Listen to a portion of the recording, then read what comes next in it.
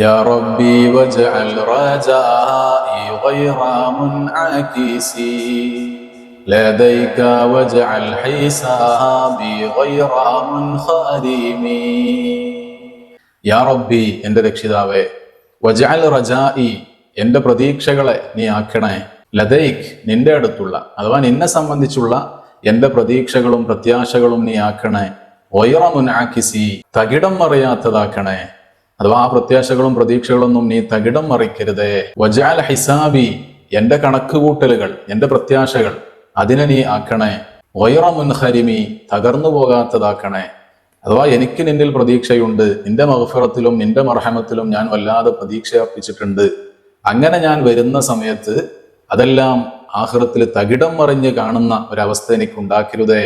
ആ റഹ്മത്തും ആ മഗ്ഫിറത്തും എനിക്ക് നീ വേണ്ടുവോളം തരണേ എന്ന് അല്ലാഹുവിനോട് ആവശ്യപ്പെടുകയാണ്.